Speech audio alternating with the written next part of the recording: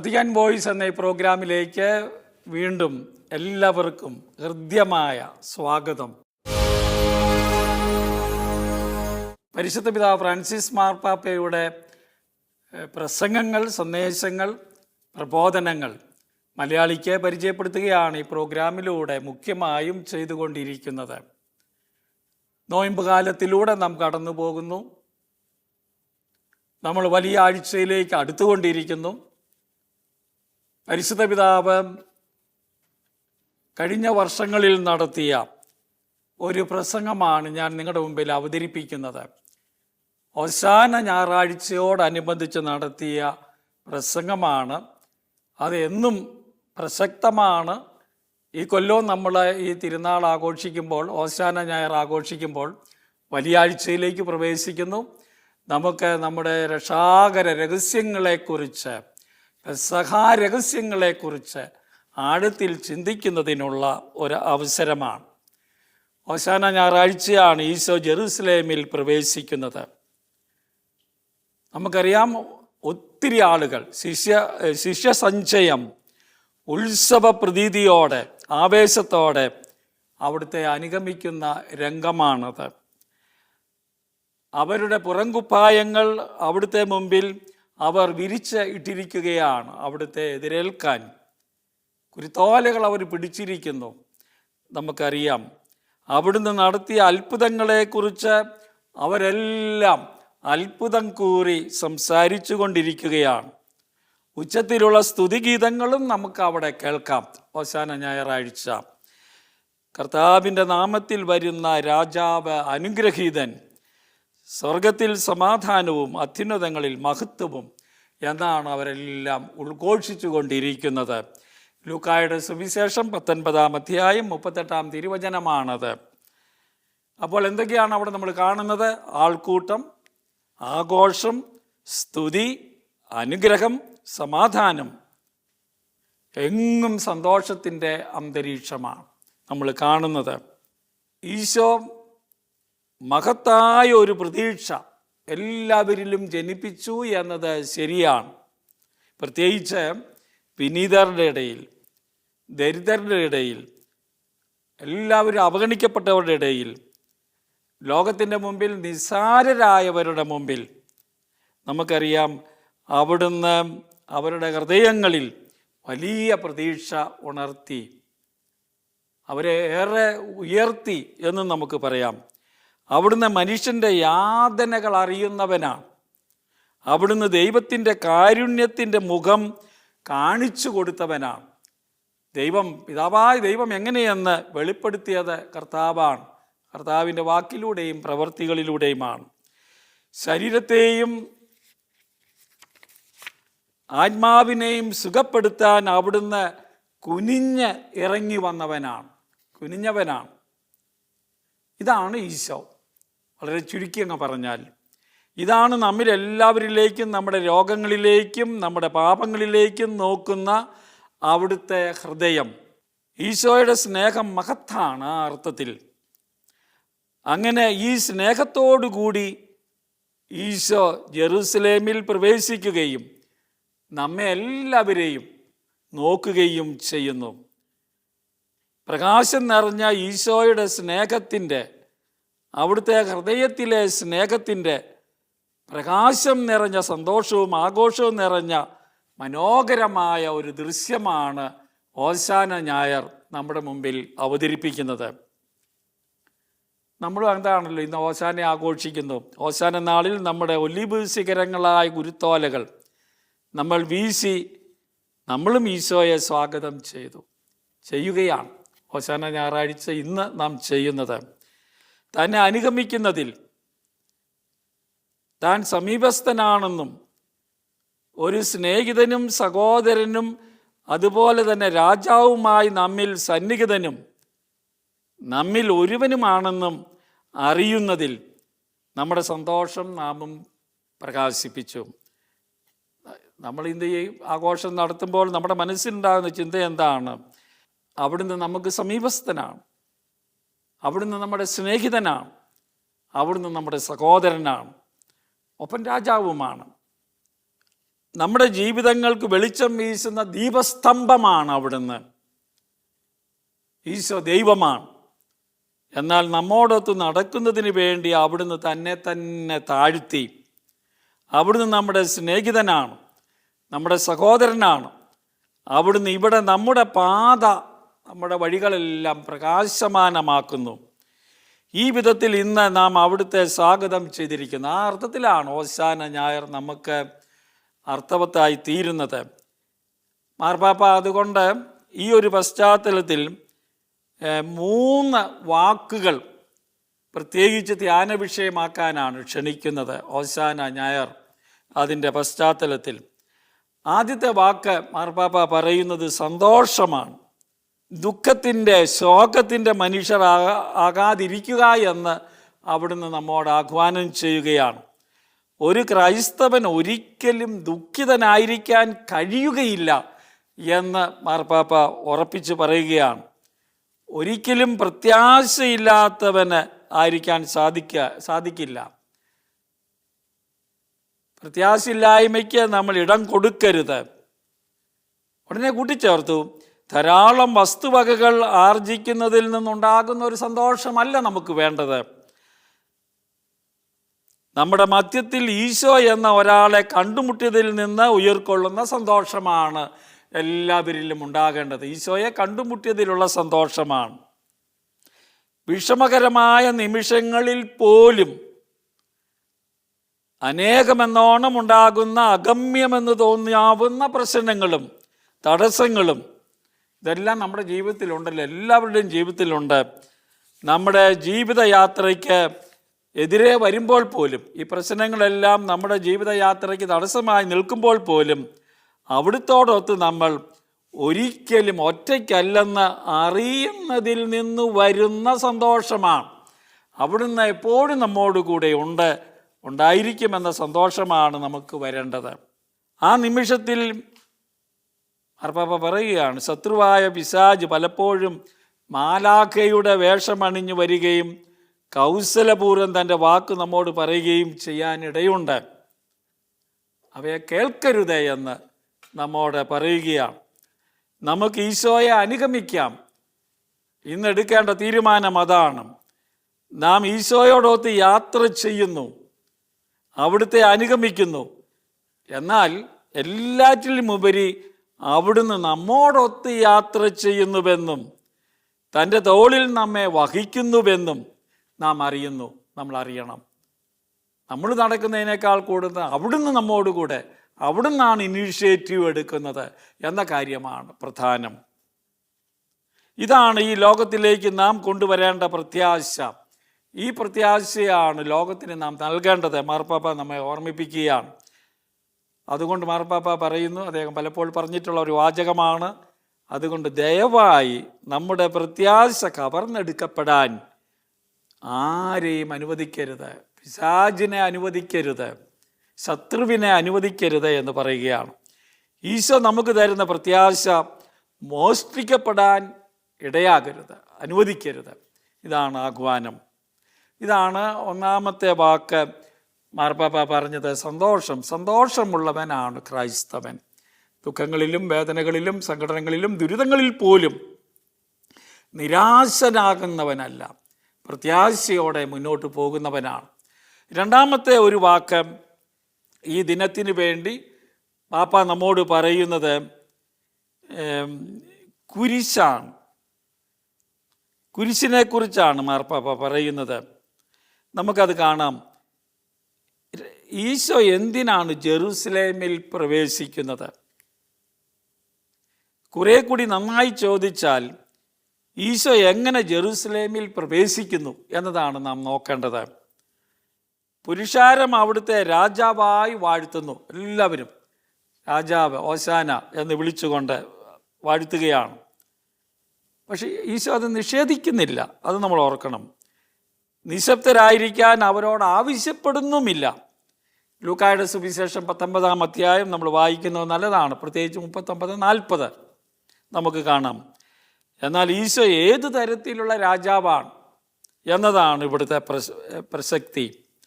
നമുക്ക് അവിടുത്തെ ഒന്ന് നോക്കാം. നമ്മൾ നോക്കണം, അവിടുന്ന് ഒരു കഴുതപ്പുറത്ത് സഞ്ചരിക്കുന്നു. കുതിരപ്പുറത്തല്ല. രാജസദസ് അവിടുത്തെ അനുഗമിക്കുന്നില്ല. രാജാക്കന്മാർ പോകുമ്പോൾ അങ്ങനെയാണല്ലോ, പട്ടാളവും പടയും എല്ലാം കൂടിയാണ് പോകുന്നത്. അതില്ല. അധികാരത്തിൻ്റെ അടയാളമായി സൈന്യം ചുറ്റുമില്ല. ചുറ്റുമുള്ളതാരാ? വിനീതരായ മനുഷ്യർ. ഈശോയിൽ എന്തോ കൂടുതൽ കാണാൻ കഴിയുന്ന സാധാരണ ജനം ആണ് അവിടുത്തെ സ്വീകരിക്കുന്നത്. ഇതാ ഇവിടെ രക്ഷകൻ എന്ന് പറയുന്ന വിശ്വാസത്തിൻ്റെ ബോധ്യം അവർക്കെല്ലാം ഉണ്ട്. ഭൗമിക രാജാക്കന്മാർക്ക്, ശക്തർക്ക്, ഭരണകർത്താക്കൾക്ക് നീക്കിവച്ചിട്ടുള്ള ബഹുമതികൾ സ്വീകരിക്കാനല്ല ഈശോ ജെറൂസലേമിൽ വിശുദ്ധ നഗരത്തിൽ പ്രവേശിക്കുന്നത്. യെശയ്യാ പ്രവാചകൻ അത് പണ്ടേ പറഞ്ഞു വെച്ചിട്ടുണ്ട്. 50-ാം അധ്യായം 6 ചമ്മട്ടി കൊണ്ട് അടിക്കപ്പെടാനും നിന്ദിക്കപ്പെടാനും പരിഹസിക്കപ്പെടാനുമായി അവിടുന്ന് പ്രവേശിക്കുന്നു ജെറൂസലേമിലേക്ക്. അവൻ്റെ മരണത്തിലേക്ക് ഏറ്റവും അടുത്ത നിമിഷങ്ങളാണല്ലോ അത് എന്ന് നമ്മൾ ഓർക്കണം. മുൾക്കിരീടവും ഞാങ്ങണയും ചെങ്കുപ്പായവും സ്വീകരിക്കാൻ അവിടുന്ന് പ്രവേശിക്കുകയാണ്. അവിടുത്തെ രാജ്യത്വം അവഹേളനപാത്രമാണ്, നമുക്കറിയാം. മരക്കുരിശേന്തി കാൽവരി കയറുവാൻ അവിടുന്ന് പ്രവേശിക്കുന്നു. ഇതാണ് ഈശോയുടെ ചിത്രം. ഇത് നമ്മെ ഈ വാക്കിലേക്ക് നയിക്കുന്നു. മാർപ്പാപ്പ പറയാൻ ഉദ്ദേശിക്കുന്ന രണ്ടാമത്തെ പദം അതാണ്, കുരിശാണ്. കുരിശിൽ മരിക്കാനായി ഈശോ ജെറുസലേമിൽ പ്രവേശിക്കുന്നു എന്ന് നമുക്ക് പറയാം. ഇവിടെയാണ് കൃത്യമായും അവിടുത്തെ രാജ്യത്വം സ്വർഗീയ വിധത്തിൽ തിളങ്ങി പ്രശോഭിക്കുന്നത്. കുരിശു മരണമാണ് അവിടുത്തെ രാജകീയ സിംഹാസനം. കർദിനാളന്മാരോട് ബെനഡിക്റ്റ് 16 മാർപ്പാപ്പ പറഞ്ഞ കാര്യം ഇവിടെ ഫ്രാൻസിസ് പാപ്പ ഓർമ്മിപ്പിക്കുകയാണ്. നിങ്ങൾ രാജകുമാരന്മാരാണ്, എന്നാൽ കുരിശിലേറ്റപ്പെട്ട ഒരു രാജാവിൻ്റെ കുമാരന്മാരാണ്. അതാണ് ഈശോയുടെ സിംഹാസനം. ഈശോ അത് സ്വയം ഏൽക്കുന്നു. ഇവിടെ ചോദ്യം, എന്തുകൊണ്ട് കുരിശ്? കാരണം ഈശോ തൻ്റെ മേൽ ലോകത്തിൻ്റെ തിന്മയും അഴുക്കും പാപവും നമ്മുടെ എല്ലാവരുടെയും പാപമടക്കം ഏറ്റുവാങ്ങുകയും അതിനെ വിഫലീകരിക്കുകയും ചെയ്യുന്നു എന്നതുകൊണ്ടാണ്. തൻ്റെ രക്തത്താൽ, ദൈവത്തിൻ്റെ കാരുണ്യത്താലും സ്നേഹത്താലും അവനെ കഴുകി ശുദ്ധീകരിക്കുന്നു. നമ്മുടെ പാപങ്ങളിൽ നിന്നെല്ലാം അവൻ നമുക്ക് മോചനം നൽകുന്നത് അങ്ങനെയാണ്. നാം നമുക്ക് ചുറ്റും ഒന്ന് നോക്കിക്കുകയും മാർപ്പാപ്പ പറയുകയാണ്, തിന്മയാൽ എത്രയേറെ മുറിവുകളാണ് മനുഷ്യരാശിയുടെ മേൽ ഏൽപ്പിക്കപ്പെട്ടിരിക്കുന്നത്. യുദ്ധങ്ങൾ, എന്നും യുദ്ധങ്ങളാണ്. എത്രയോ നിസ്സഹായരായ മനുഷ്യരാണ് മരിക്കുന്നത്, കൊല ചെയ്യപ്പെടുന്നത്. അക്രമം, എല്ലായിടത്തും അക്രമം നടക്കുകയാണ്. നമ്മുടെ നാട്ടിൽ പോലും നമ്മൾ കാണുന്നതാണ്. ഏറ്റവും ദുർബലരായവർക്ക് ക്ഷതമേൽപ്പിക്കുന്ന സാമ്പത്തിക സംഘർഷങ്ങൾ നമ്മൾ ലോകത്തിൽ എവിടെയും കാണുകയാണ്. നമുക്ക് കൊണ്ടുപോകാൻ കഴിയാത്തതും നാം ഇട്ടിട്ട് പോകേണ്ടതുമായ പണത്തിന് വേണ്ടിയുള്ള ആർത്തി നമ്മൾ എങ്ങും കാണുകയാണ്. ഇന്ന് മനുഷ്യനെ ഭരിക്കുന്നത് പണത്തിന് വേണ്ടിയുള്ള ആർത്തിയാണ് എന്ന് പറയുകയാണ്. മാർപ്പാപ്പ തൻ്റെ ഒരു അനുഭവം വല്യമ്മ പറയുന്ന വാക്കുകളാണ്. പല പ്രാവശ്യം മാർപ്പാപ്പ അത് പറഞ്ഞിട്ടുണ്ട്. ഇവിടെയും ഈ പ്രസംഗത്തിലും പറയുന്നുണ്ട്. ഞങ്ങൾ കുട്ടികളായിരുന്നപ്പോൾ ഞങ്ങളുടെ വല്യമ്മ പറയുമായിരുന്നു, ശവക്കച്ചയ്ക്ക് പോക്കറ്റില്ല അത് നമ്മൾ ഓർക്കണം എന്ന് മാർപ്പാപ്പ പറയുകയാണ്. അധികാരദാഹം, അഴിമതി, വിഭാഗ്യതകൾ, മനുഷ്യജീവനും സൃഷ്ടിക്കുമെതിരായ പാതകങ്ങൾ, എത്രയോ നമ്മൾ ചുറ്റും തിന്മകൾ കാണുന്നു. ഈ തിന്മകളെല്ലാം ഏറ്റെടുത്തവനും അതിൽ നിന്ന് നമ്മളെ മോചിപ്പിച്ചവനുമാണ് കർത്താവ്. അതുപോലെ തന്നെ നമ്മിൽ ഓരോരുത്തർക്കും അറിയാവുന്നതുപോലെ നമ്മുടെ സ്വകാര്യ പാപങ്ങളും ദൈവത്തോടുള്ള സ്നേഹാദരവുകളുടെ കാര്യത്തിലെ നമ്മുടെ വീഴ്ചകളും നമ്മുടെ അയൽക്കാരുടെയും സൃഷ്ടി മുഴുവൻ്റെയും നേർക്കുള്ള സ്നേഹാദരവുകളുടെ കാര്യത്തിലെ വീഴ്ചകളുമെല്ലാം നമുക്ക് ചുറ്റുമുണ്ട് എന്ന് പാപ്പ നമ്മളെ ഓർമ്മിപ്പിക്കുന്നു. കുരിശിലെ ഈശോ തിന്മയുടെ മുഴുവൻ ഭാരവും അനുഭവിക്കുന്നു. ദൈവത്തിൻ്റെ സ്നേഹത്തിൻ്റെ ശക്തിയാൽ അവിടുന്ന് അവയെല്ലാം കീഴടക്കുന്നു. തൻ്റെ ഉയർപ്പിനാൽ അതിനെ പരാജയപ്പെടുത്തുന്നു. ഇവിടെയാണ് ഈശോയുടെ പ്രസക്തി. അവൻ എന്താ ചെയ്തത്, അവൻ എന്തുകൊണ്ട് കുരിശിൽ മരിച്ചു എന്ന് പറയുന്നതിൻ്റെ ഉത്തരം ഇതാണ്. യെശയ്യാ പ്രവാചകൻ മുൻകൂട്ടി 550 കൊല്ലങ്ങൾക്ക് മുമ്പ് പറഞ്ഞു വെച്ച കാര്യവും കൂടിയാണത് എന്ന് നമ്മൾ ഓർക്കണം. ഇതാണ് തൻ്റെ കുരിശാകുന്ന സിംഹാസനത്തിൽ ഈശോ നമുക്ക് ചെയ്തു തരുന്ന നന്മ. സ്നേഹത്താൽ ആലിംഗനം ചെയ്യപ്പെടുന്ന ക്രിസ്തുവിൻ്റെ കുരിശ് ഒരിക്കലും ദുഃഖത്തിലേക്ക് നയിക്കുന്നില്ല, മറിച്ച് സന്തോഷത്തിലേക്ക്. രക്ഷിക്കപ്പെട്ടതിൻ്റെയും തൻ്റെ മരണദിനത്തിൽ അവിടുന്ന് ചെയ്തതിൻ്റെ ഒരംശം ചെയ്യുന്നതിൻ്റെയും സന്തോഷത്തിലേക്ക് നമ്മളെ നയിക്കുകയാണ് ചെയ്യുന്നത്. നമ്മളിന്ന് ചെയ്യേണ്ട ദൗത്യം, തുടരേണ്ട ദൗത്യമാണത്. ഇതാണ് രണ്ടാമത്തെ പോയിന്റ്, കുരിശിനെക്കുറിച്ചുള്ള ചിന്ത. സന്തോഷമുള്ളവരാകാനുള്ള ആഹ്വാനം, ക്രിസ്ത്യാനി അതായിരിക്കണം എന്ന ചിന്ത, അത് പൗലോസ്ലിയാവൊക്കെ നമ്മളെ ഒത്തിരി പഠിപ്പിച്ചതാണ്, നമ്മൾ മറന്നുപോകുന്നു. രണ്ടാമത്തേത് കുരിശാണ്. കുരിശില്ലാതെ ഒരു ക്രിസ്ത്യതയില്ല. കുരിശിനെ അവഗണിക്കുന്ന, അതിൽ നിന്ന് മാറാൻ യത്നിക്കുന്ന ഒരു ലോകത്തിലാണ് നാം ജീവിക്കുന്നത്. അവിടെ കുരിശിൻ്റെ ആ ചിന്ത നമുക്ക് നൽകുകയാണ്. മൂന്നാമതൊരു പോയിന്റ് മാർപ്പാപ്പ പറയുന്നത് യുവജനങ്ങളെക്കുറിച്ചാണ്. നമുക്കറിയാമല്ലോ, 30-ലേറെ വർഷങ്ങളായി, 40 അടുക്കുന്നു, ഓശാന ഞായർ ലോക യുവജന ദിനമാണ്. എല്ലാ കൊല്ലവും ആഘോഷിക്കാൻ പറയുന്നത് ഓശാന ഞായറാഴ്ചയാണ്. അതുകൊണ്ട് യുവജനങ്ങളെക്കുറിച്ചാണ് മാർപ്പാപ്പ മൂന്നാമത്തെ തൻ്റെ ചിന്ത, വാക്ക് അവതരിപ്പിക്കുന്നത്. പ്രിയ സഹോദരീ സഹോദരന്മാരെ, യുവജനങ്ങളോട് പറയുകയാണ്, നിങ്ങൾ പ്രദർശനത്തിന് വരുന്നത് ഞാൻ കണ്ടു. നിങ്ങളുടെ ഒലിവ് ചില്ല വീശിക്കൊണ്ട് ഈശോയ്ക്ക് ചുറ്റുമായി നിങ്ങൾ ആഘോഷം നടത്തുന്നത് ഞാൻ ചിന്തിക്കുന്നു, ഞാൻ കണ്ടു. അവിടുത്തെ പേര് വിളിച്ച്, ഈശോയുടെ പേര് വിളിച്ച് അവിടുത്തോടൊത്തായിരിക്കുന്നതിലെ സന്തോഷം നിങ്ങൾ പ്രകാശിപ്പിക്കുന്നതിനെക്കുറിച്ച് ഞാൻ ചിന്തിക്കുന്നു. വിശ്വാസത്തിൻ്റെ ആഘോഷത്തിൽ നിങ്ങൾക്ക് പ്രധാന പങ്കുണ്ട് എന്ന് അവരെ ഓർമ്മിപ്പിക്കുകയാണ്. ഇന്ന് യുവജനങ്ങളോട് മാർപ്പാപ്പ പറയുന്ന കാര്യം അതാണ്. വിശ്വാസത്തിൻ്റെ ആഘോഷം, അതിൽ യുവജനങ്ങൾക്ക് വലിയ പങ്കുണ്ട്. വിശ്വാസത്തിൻ്റെ സന്തോഷം നിങ്ങൾ ഞങ്ങളിലേക്ക് കൊണ്ടുവരുന്നു. മാർപ്പാപ്പ പറയാണ്, മുതിർന്നവരിലേക്ക്, ഇവിടെ കൂടിയിരിക്കുന്ന എല്ലാവരിലേക്കും, ഒന്നിച്ചുകൂടിയ യുവജനങ്ങൾ എല്ലാം ഓശാന ഞായറാഴ്ചകളിലും വത്തിക്കാനിൽ ഇവരൊന്നിച്ചു കൂടുന്നുണ്ട്. 3 കൊല്ലം കൂടുമ്പോൾ വലിയ യുവജന സമ്മേളനം നടക്കാറുണ്ട്. നമുക്കറിയാം, എല്ലാ രൂപതകളിലും ആഘോഷിക്കാൻ ആവശ്യപ്പെട്ടിട്ടുണ്ട്. യുവജനങ്ങളിലാണ് നാളത്തെ സഭ നിലകൊള്ളുന്നത് എന്നതുകൊണ്ടാണ് അത്. വിശുദ്ധനായ ജോൺ പോൾ രണ്ടാമൻ മാർപ്പാപ്പ തുടക്കം കുറിച്ച കാര്യമാണിത്. ഇത് തുടരുന്നു എന്നതാണ് വളരെ അത്ഭുതകരമായ, സന്തോഷകരമായ കാര്യം. എല്ലായ്പ്പോഴും ഒരു യുവഹൃദയത്തോടെ നാം വിശ്വാസം ജീവിക്കുമെന്ന് നിങ്ങൾ ഞങ്ങളോട് പറയുകയാണ്. യുവജനങ്ങൾ ഇതാണ് സാക്ഷ്യം വഹിക്കുന്നത് എന്ന് സൂചിപ്പിക്കുകയാണ്. 70-ാം വയസ്സിലോ 80-ാം വയസ്സിലോ പോലും ഒരു യുവഹൃദയം ഉണ്ടാകണം. പ്രിയ യുവജനങ്ങളെ, ക്രിസ്തുവിനോട് ചേരുമ്പോൾ ഹൃദയത്തിന് ഒരിക്കലും വയസ്സാകുന്നില്ല എന്ന് ഓർക്കുക.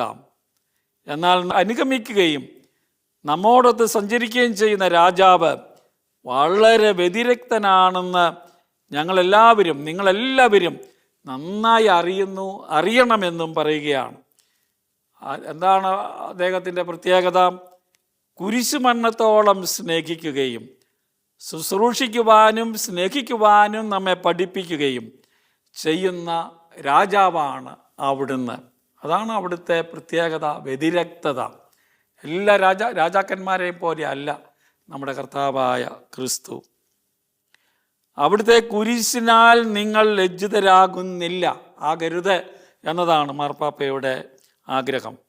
മറിച്ച് നമ്മെ തന്നെ ദാനം ചെയ്യുന്നതിൽ, നമ്മിൽ നിന്ന് തന്നെ പുറത്തു കടക്കുന്നതിലാണ് നമ്മുടെ യഥാർത്ഥ സന്തോഷമുണ്ടാകുന്നത് എന്നും തൻ്റെ സ്നേഹത്താൽ ദൈവം തിന്മയെ കീഴടക്കിയെന്നും അറിയുന്നത് കൊണ്ട് നിങ്ങൾ അതിനെ പുൽകുകയും ചെയ്യുന്നു. യുവജനങ്ങളോടുള്ള ആഹ്വാനമാണത്. എല്ലാ ഭൂഖണ്ഡങ്ങളിലൂടെയും ലോകത്തിൻ്റെ രാജ്യവീഥികളിലൂടെയും നിങ്ങൾ തീർത്ഥാടക കുരിശ് സംവഹിക്കുന്നു. നമുക്കറിയാം, യുവജന ജനത്തിന് വേണ്ടിയുള്ള കുരിശ് എല്ലായിടത്തേക്കും സംവഹിക്കുന്ന, ലോകത്തിന് മുഴുവൻ വലിയ പ്രത്യാശയുടെ സന്തോഷത്തിൻ്റെ അടയാളമായി വഹിക്കുന്നുണ്ട്. ഈശോയുടെ ഈ വിളിക്ക് പ്രത്യുത്തരമായി നിങ്ങളത് സംവഹിക്കുന്നു. എല്ലാ മനുഷ്യരെയും ശിഷ്യപ്പെടുത്തുവിനെന്ന വലിയ ആഹ്വാനമാണ് നിങ്ങൾ അതുവഴി പൂർത്തീകരിക്കുന്നത്. ജനതകളെയും എല്ലാം ഭിന്നിപ്പിക്കുന്ന ശത്രുതയുടെ മതിൽ കുരിശിൽ ഈശോ തകർത്തു കളഞ്ഞെന്നും അനുരഞ്ജനവും സമാധാനവും കൊണ്ടുവന്നുവെന്നും ഓരോരുത്തരും പറയത്തക്ക വിധം നിങ്ങൾ കുരിശിനെ ലോകത്തിൻ്റെ മുമ്പിൽ അവതരിപ്പിക്കുക. മാർപ്പാപ്പയുടെ സന്ദേശമാണിത്. പ്രിയ സ്നേഹിതരെ, വാഴ്ത്തപ്പെട്ട ജോൺ പോൾ രണ്ടാമൻ മാർപ്പാപ്പയും ബെനഡിക്റ്റ് 16 മാർപ്പാപ്പയും നിങ്ങളെ പിൻചെന്നവരാണ്, പ്രോത്സാഹിപ്പിച്ചവരാണ് ഇത് ജീവിക്കാൻ. ഞാനും ഇത് തന്നെയാണ് ചെയ്യുന്നത് എന്ന് ഫ്രാൻസിസ് മാർപ്പാപ്പ അവരോട് പറഞ്ഞു. കുരിശിൻ്റെ ഈ മഹാതീർത്ഥാടനത്തിൻ്റെ അടുത്ത ഘട്ടത്തിലേക്ക് നാം അടുത്തു വരികയാണ്. അതുകൊണ്ട് യുവജനങ്ങൾ ലോകത്തോട് പറയണം, ക്രിസ്തുവിനെ അനുഗമിക്കുക നല്ലതാണ്, ക്രിസ്തുവിനോടൊത്ത് പോകുന്നത് നല്ലതാണ്, ക്രിസ്തുവിൻ്റെ സന്ദേശം നല്ലതാണ്. നമ്മളിൽ നിന്ന് പുറത്തു കടന്ന് ലോകത്തിൻ്റെയും നമ്മുടെ അസ്തിത്വത്തിൻ്റെയും അതിർത്തികളോളം ഈശോയെ കൊണ്ടു ചെല്ലുക നല്ലതാണ്. അതാണ് മാർപ്പാപ്പ അവസാന ഞായറാഴ്ച ലോകത്തോടെ ചിന്തിക്കാനും ഉൾക്കൊള്ളാനുമായി പറയുന്ന സന്ദേശം. നമുക്കത് വീണ്ടും വീണ്ടും ചിന്തിക്കുകയും ഉൾക്കൊള്ളുകയും ജീവിക്കുകയും ചെയ്യാൻ ഇടയാകട്ടെ. 3 കാര്യങ്ങൾ: സന്തോഷം, കുരിശ്, യുവജനങ്ങളിലാണ് ഭാവി. പരിശുദ്ധ പിതാവിൻ്റെ മറ്റൊരു സന്ദേശവുമായി നമുക്ക് വീണ്ടും കണ്ടെത്താം. വലിയ ആഴ്ചയിലേക്ക് നമ്മൾ പ്രവേശിക്കുന്നു. എല്ലാവർക്കും തീക്ഷ്ണമായ വിശ്വാസ നവീകരണത്തിൻ്റെ, പുത്തൻ മനുഷ്യനാകുന്നതിൻ്റെ സന്ദേശം നൽകിക്കൊണ്ട് ഈ വാക്കുകൾ ഉപസംഹരിക്കുന്നു.